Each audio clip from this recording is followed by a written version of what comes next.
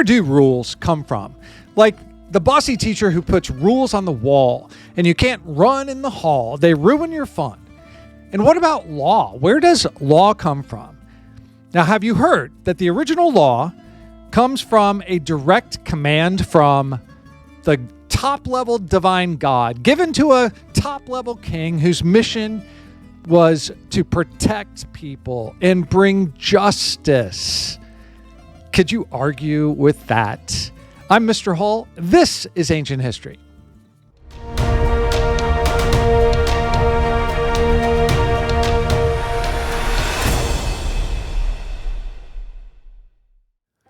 Welcome to Classical Kingdoms, where timeless stories reveal truth and wisdom for your journey. So imagine living in this ancient world where justice was swift, the rules were harsh, permanent punishments.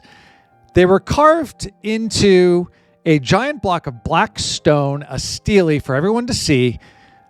These laws are to give order to a world where careless mistakes could cost you your life, where the community was also responsible for making you whole again if you were the victim.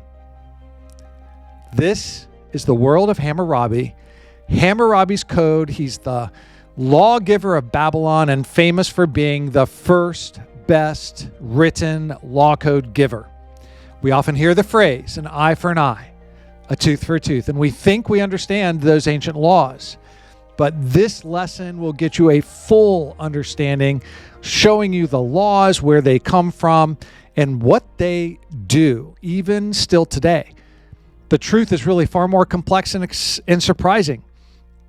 And some of these famous brutal laws were not created to punish, but instead to bring order, to have a prosperous society instead of chaos.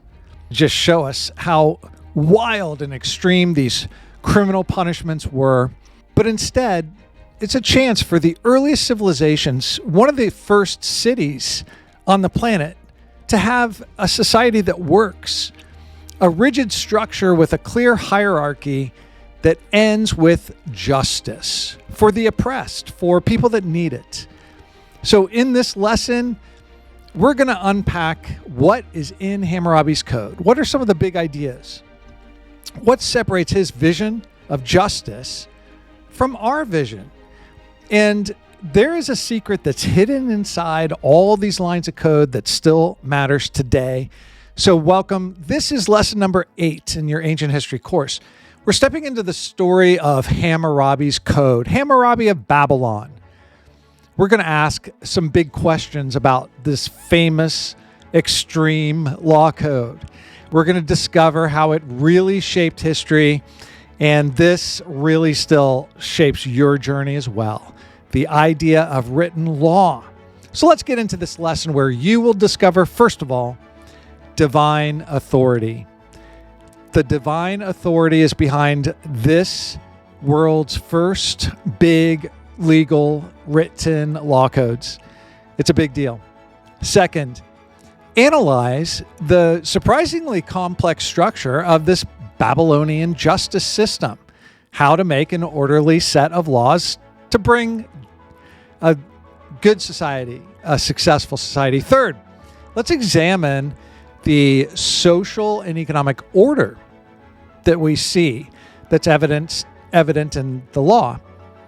And fourth, let's uncover the profound difference between their law and a law that is created by the people.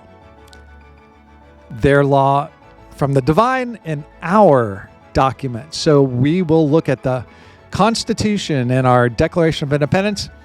And by the end of this episode, not only will you be a better classical scholar, even a philosopher, but an attorney, because we'll give you a little bit of legal training here in lesson number 8, Hammurabi's Law Code.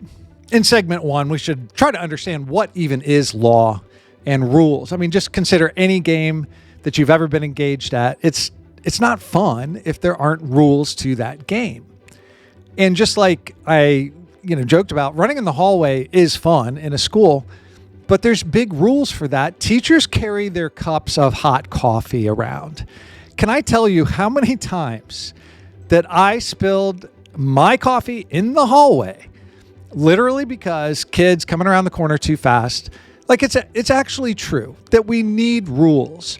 And more importantly, in a classical classroom, the best run classical classrooms have decorum. They have students who understand why they're there. They see the rules on the wall. It's not a teacher trying to limit everybody's fun, because they realize learning things is fun. So if you can stay through to the end of this lesson, you will have fun. You will enjoy learning this incredibly famous law code that really resonates with all law throughout all of history.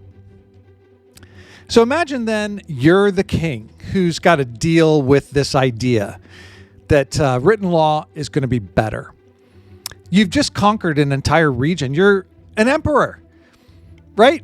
Sargon was the emperor before you. That was hundreds of years ago. And now Hammurabi, let's say you're King Hammurabi, and you are a part of this new successful empire that's could become even bigger than what Sargon once had. So from Babylon, starting maybe 1792 BC, you are in charge. What are you going to do? This new empire is full of people. There's different customs. It's an empire of different people, different traditions. What are you going to do? Hammurabi needed a way to unite people. Unite them under one single government. It's an empire. That's what an empire is. Remember, an empire is different states, different nations that are united together. So what are some of the ways that we could unite people together? Well, things could go very wrong very quickly if you didn't have legal structure. And Hammurabi realized that. So he wanted to find ways to unite people, hold his empire together, not just with the force of an army and to prevent rebellions. But what if local judges could keep making their own arbitrary rulings for their local people? Would that create chaos and resentment when there's different places that are confused by the rules? Different city-states that are doing different things and confused by the rule. It's like a classroom in one hallway is allowed to yell and scream and chew gum. And then just around the corner of that next hallway is a quiet classroom with decorum. Well, they're going to get interrupted. It's not what people actually want. It's not justice. Well, for city-states that are being ruled by Hammurabi, a clear written code of law for everybody is something of an unexpected result. This has never been done before in the history of the world. One common code for everybody. He commissioned a magnificent 7.5-foot tall monument, a stele. You can go see this in the Louvre in Paris. This thing is black, it's impressive, it's tall, and on it everybody could see 282 laws. Hammurabi's law code has 282 laws carved so that everybody can see it. I put a link in the description for you to download all 282 laws, and I guarantee you want to do that if you've never done it. It's in public domain. This is an old translation, so you can check it out. But I'm going to share some of those with you in this lesson because it's so important. Why did Hammurabi choose this incredibly tall black stele, diorite? It's really hard to carve in a stone like this. Why didn't he just put those little clay tablets that you could just take a stylus? That's what Mesopotamia is so famous for.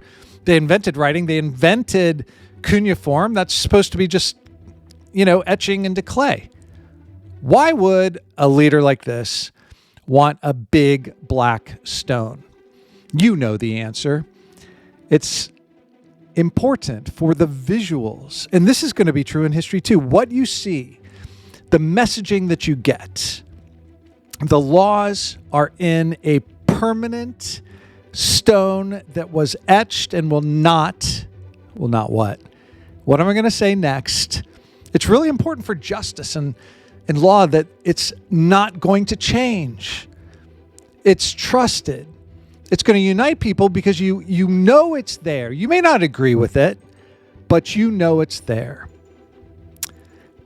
But there's a big problem with people not accepting what's there.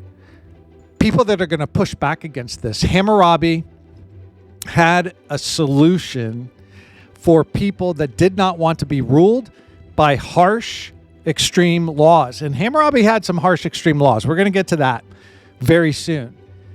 What did Hammurabi do for the people that were pushing back against him? You already heard this. It was in the intro. He claimed that the laws weren't his. He didn't come up with them. Who did? The divine. The divine, the higher powers than him are entrusting that he is the lawgiver, that he will do justice. He will serve justice. So in the picture that you've already looked at, the stele is a seated sun god, Shamash, the god of justice. Shamash, the sun god, is handing Hammurabi the symbols of law and authority. Everybody can see this. Why is it in a big, tall, black stone? It's etched, it's permanent, and it's in the Louvre Museum right now. If you don't believe me, you can go see it yourself. The message is undeniable. The laws came from above. They came from heaven. The preamble to the Code of Hammurabi, the preamble, the words that come before, the setup. The gods called upon Hammurabi to bring about the rule of righteousness in the land, to destroy the wicked and evildoers, so that the strong shall not harm the weak. I did not just make that up. That is word for word translated. To bring the rule of righteousness, to destroy the wicked and evildoers. Is this something you might be interested in? Well, it resolved the tension in Mesopotamia. In Hammurabi's empire, people go along with it. And we're still talking about it today. That must mean something. Hammurabi wasn't some heavy-handed kind of dictator, despot, ruler. He was able to convince people that he was divinely chosen. And by having successful, law-abiding people, it worked. He's a father to his people. He is the lawgiver from heaven. Practically, and I don't know why he didn't just go ahead and claim godlike status. It had been done in Mesopotamia before, but he is claiming the highest level of authority. And what do you think is more effective for people to understand the importance of law? What do you think is more effective? I can tell you that if you watch a video of the coronation of a monarch, whether it's King Charles, Queen Elizabeth, or any other coronation that you could find, you're getting a similar treatment about the way law is not from a human. It's supposed to be from higher up. Now, that's not true in every society. We'll get to more of that in a bit. This is a pretty intense lesson, right? But what do you think is the impact of claiming divine right? Or harsh punishments and really sensible laws? Is that going to be enough? So Hammurabi is successful. He does unite his empire. The law code helps him do it. And he creates unity, he creates order. And this single standard set of trusted laws does that. And he claims divine power are in the laws that they were given to him. And let's make a good post. They didn't have social media back then, but he made a good post, literally a tall black stone. Hammurabi has brought the people together and has succeeded. And you've heard it said, an eye for an eye, a tooth for a tooth. What about a bushel of barley? When you hear Code of Hammurabi, how many of you have already heard of that? Press the like button, put it in the chat. How have you heard of Code of Hammurabi before? Because it is pretty extreme, and usually it's eye for an eye, and the brutal call for revenge is what people think that this is what the code is all about. Well, it's definitely a part of the code. Law 196 says that if a man put out the eye of another man, his eye shall be put out. Code 196. Download all the codes. I got a link for you. The principle of eye for an eye is called Lex Talionis, the law of retaliation. But what goes wrong with that, at least in our modern understanding, we don't really do that anymore. We focus so much on the brutality that what goes wrong is you kind of miss the big picture. The unexpected result is that most of the code really isn't about this brutal punishment, wanting people to suffer. It's more of an understanding of what strong deterrence can do when they're written clearly and people understand that protects them. A huge portion of all this is about restorative justice, fixing the harm that was done. It's not about watching people suffer. It's about ensuring that restorative justice. Like, check out Law 55. If anyone opens his ditch to water, remember they have all those ditches and the irrigation system. So you open your ditch up to water your crop, but you are careless. And if the water floods the field of the neighbor, then you shall pay that neighbor barley for the loss. That's the law. That's Law 55. Look it up and read it yourself. Now, by the way, in this translation, you'll see the word corn. Fun fact, corn is a word that meant grain. To the British people before the Columbian Exchange, before maize, corn on the cob is maize, or corn. It was not discovered anywhere in Europe, Asia. It was strictly a North and South America thing. The word corn meant grain. And so when this new maize grain shows up in Europe for the very first time after Christopher Columbus and the Columbian Exchange, people just called it corn. And so this is a British translation, and the word corn just always stuck because it's not a big part of their diet over there still. Anyway, I digress, because the point is in Law 55, not about corn or barley, it's about paying for the loss. That's restorative justice. That's not gouging people's eyes out. Read all 282. There's not that much in there about gouging people's eyes out. The goal is not to hurt careless farmers. The goal is to have people trust that if someone does something stupid, they'll be compensated for it in a restorative way. And there are strong deterrents to stop people from doing stupid things. But ultimately, this is justice and fairness and balance in a virtuous way. It is virtuous for a strong leader to have good law, to have good rules. What about Law 23?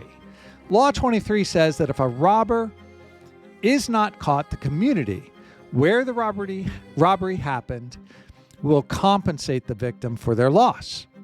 It's like an early form of insurance, right? It gives people a powerful reason to help catch criminals.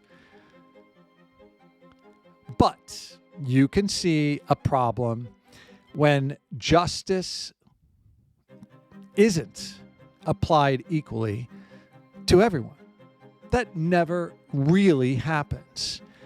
Babylonian society was actually quite rigidly divided into three classes: the noble class, Aloam, the Mushkanom, or the common class, and the Wardum, the slave class. So let's get used to that. In this ancient history course, we're going to have nobles, commoners, and slaves. Quite a lot. That's very common in history, that this will be a division of classes. Now, how will the law treat each of those groups? What do you think? What do you think I'm going to say next about eye for an eye only applies if a noble harms another noble? If a noble harms a noble, then eye for an eye. If a noble puts out the eye of a commoner, you've got a fine. You got to pay a fine. Is that justice? And if a noble puts out the eye of a slave, he's going to pay the slave owner half of the value of the slave. So this is covered in the law. This is a sense of justice. You may not agree with it, but you can at least know that it's there. Now, that's going to be a struggle for a lot of people. You'd say, I don't agree with any of this, right? I mean, aren't there some laws on the books even right now? You know, speed limit laws in certain areas that just don't make any sense. The resolution here is that justice in Babylon is not blind justice. It's designated to maintain a strict social hierarchy and a clear understanding because these laws are written down. That's the most important thing. We're not going to debate the merits of different classes and punishments or how effective is a strong deterrent. We are here to talk about the impact of a written law code. The law's primary goal was order. And to Hammurabi, that meant keeping everyone in a proper place for people to understand their place. And if you're finding this journey into ancient law interesting, take your button and press that like button. And be sure to subscribe to the channel. It really helps so that people can have ancient history lessons. We don't want you to miss this lesson or miss the deep dive research that you can get, the full course experience at classicalkingdoms.com. Lex Talionis, the eye for an eye concept, is going to come up again in future lessons. It's severe. It's a strong deterrent. It was written in the law code. The law code is written to be trusted. It also can be restorative. It can be balanced. It can be softer and gentler, just pay for the damage. But ultimately, justice is delivered by Hammurabi. Well, not really by Hammurabi, by the code that he was given, by the charge that he took from the gods. In segment 3, let's bring you closer to your legal training. I did mention that we would try to make you an attorney as well as a philosopher and a classical scholar. So imagine that you're taking someone to court. How do you trust? How do you interpret the judge and the legal system? How do you understand the decision? How do they make the decision? And as an attorney, how would you navigate this process to understand what's going to happen? Hammurabi was obsessed with this problem of creating a reliable, trustworthy legal system. Reliable is the key, written down. Reliable. He understood that for his economy and his society to function well, people needed to have faith. Faith in the process, faith in the law, faith in the government. The law is the government. He's really expanded the idea of one king has more power with the law that's written. But the problem is the courts, and maybe somebody who doesn't trust the courts, somebody who wants personal revenge in some way, someone who wants to create their own situational law and justice, like falsely accusing. What if you could just accuse your enemy of a major crime to get them in a ton of trouble? Would this ever happen in our world, in our country, where false accusations are made? This is taken quite seriously by Hammurabi. And I've always found this to be very interesting. You know, I teach this every year to students, and I'm always interested in their reaction because in a school setting, there is false testimony constantly, kids telling on other kids. And this is just a time to bring this issue up and to make a point that it was connected to ancient times because it's so unjust for people to just full on lie and give false witness. Well, what if Hammurabi's Code takes this issue and places an immense burden of proof on the accuser? What does that mean? A burden of proof on the accuser. The very first law in the code talks about this to show you that if anyone brings, this is law number 3, if anyone bring an accusation of any crime before the elders but does not prove what he is charged, he shall, if it be a capital offense, shall be charged and put to death. So this is saying the burden of proof. You've got to prove murder if you're accusing murder. That's what this is. You want to do away with one of your enemies, frame them, say that they did a murder. Okay, but you've really got to be able to prove it if you're going to charge somebody with that. Because if you don't, your punishment is death. Now, how do you take that? That's very extreme, and that's a serious situation. But it provides justice to one of the most unjust things that you could ever imagine. Imagine yourself falsely accused, how it could just make you crazy. It's just so unfair, so unjust that somebody would do that. Well, what about Law 5? Law 5, a judge who made an error in his judgment has to pay. So a judge, we're trusting the judge. They're in charge of the law. That judge messes up and pays 12 times, 12x, the amount that the fine would have been. So if the judge makes a mistake, it's kind of like the false testimony. The judge will owe you 12 times the mistake amount. But what about other court cases? Everyday life and business? How do you hold accountable for the quality of the work of the builders? Like, you trust that things work well, but when it comes to Law 299, one of the most famous, everybody talks about this one, because if a builder builds a house for you, for someone, and doesn't build it properly, the house falls on top of the owners, kills the owner, buries the owner. Guess what happens to the builder? Well, you already know. Did you guess correctly?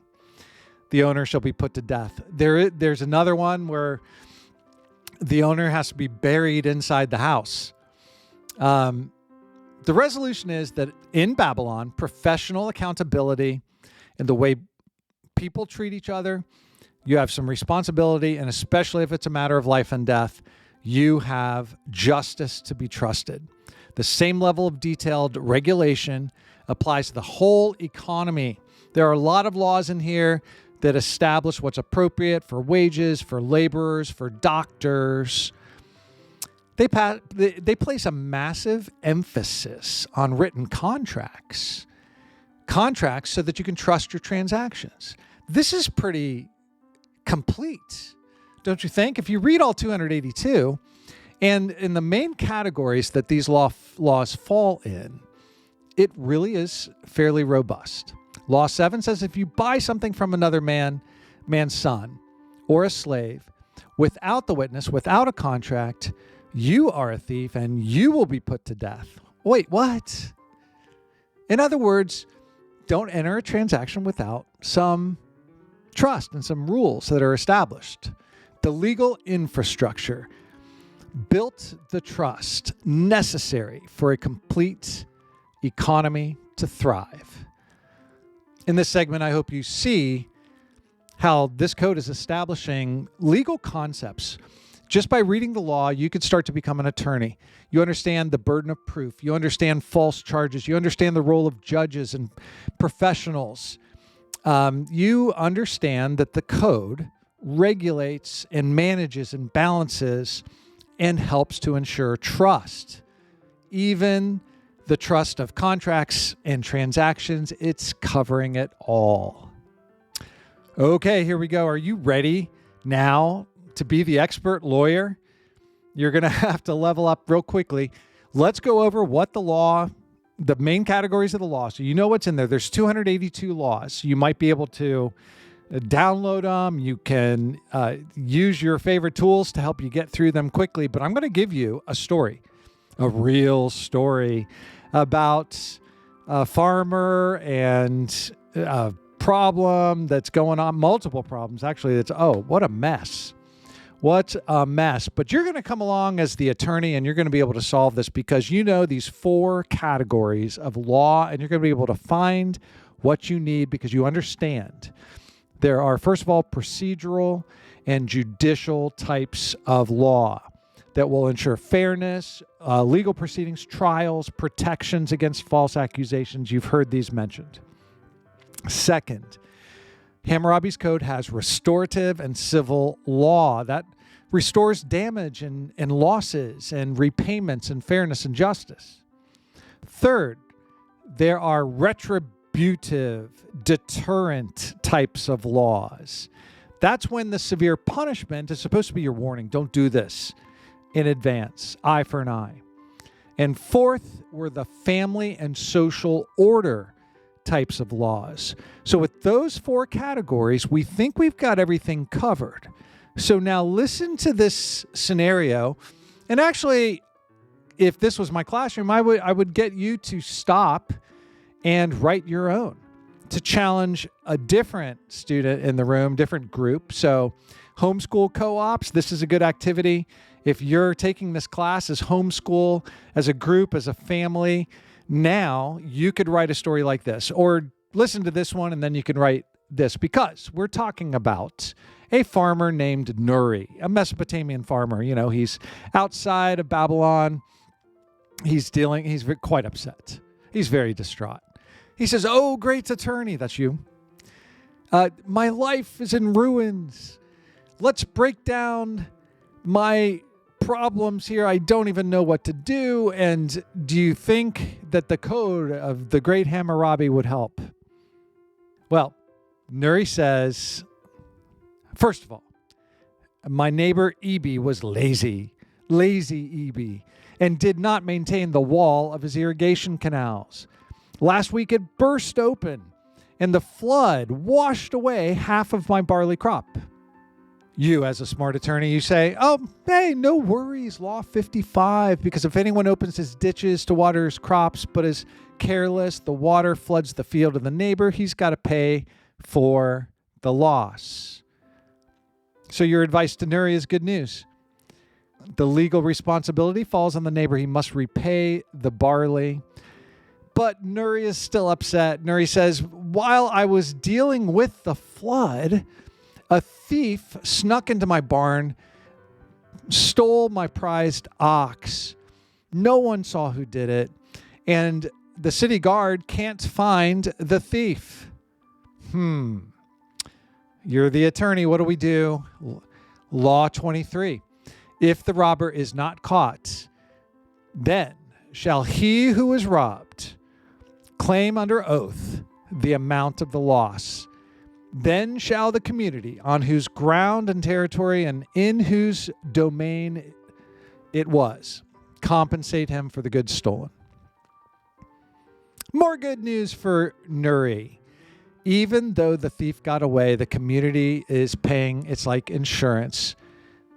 Nuri is heartbroken, though, because his son, Bel-Nasir, in a fit of rage over this terrible circumstance, he raised his hand and struck me on the cheek. What? Your son struck you on the teeth?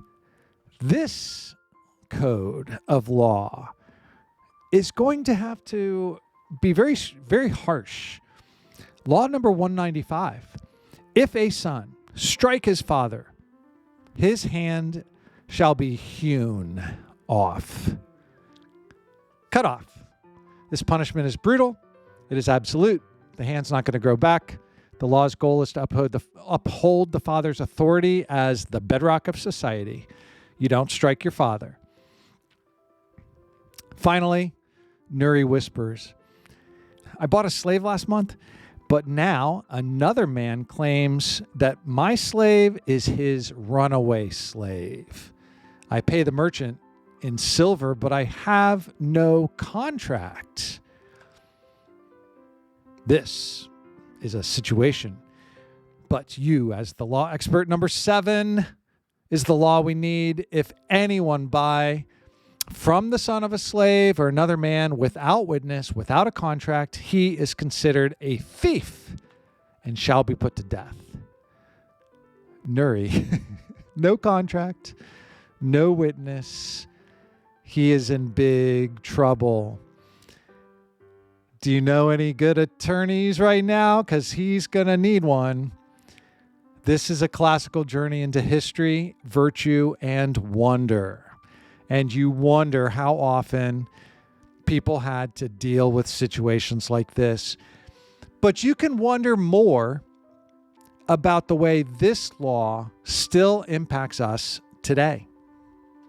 Hammurabi's Code is a monumental achievement, and it's literally a monument. The Black Stele, it's a powerful tool. It forged a stable society out of a place that was kind of chaotic. Mesopotamia had its problems in ancient times, but it gives the world a vision of justice. Still today, it's permanent, it's public.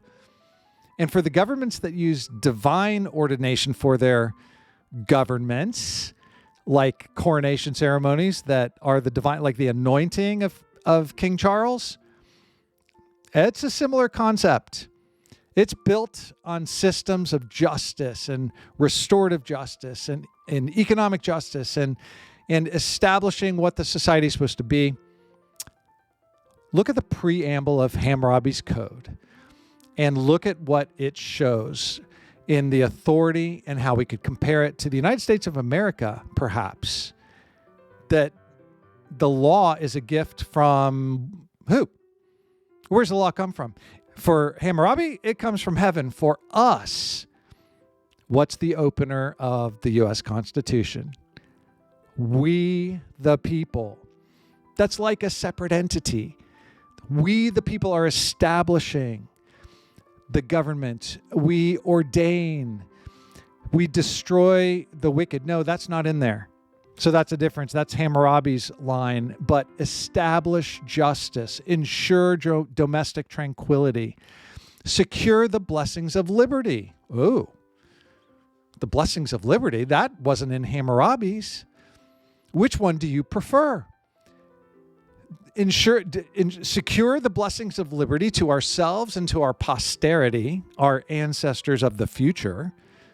Our ancestors behind us gave it to us, and our posterity, the future of your families, your societies, your cities, the blessings of liberty. That makes the United States very different. And it should be an awe-inspiring reveal for you to notice the importance of establishing the authority of the law. The law is a gift. The speed limits, the laws you don't like, they're there for a reason. 4,000 years ago, people had the same kinds of hang-ups about laws they didn't like. But they saw that their law was given to a king from the God. Hammurabi gave his people order. The founding fathers of the United States of America aimed for something even bigger with liberty. So the challenge for you is this: what do you carry from this age? How do you use your liberty? And how do you appreciate a set of law that helps protect your liberty? What does it mean to live in a society where this strong law protects your freedom? Thank you for taking the time to learn something that matters in all of history, and that includes your history, some classical truth for your journey. Because kingdoms rise and fall, power fades, but virtue endures.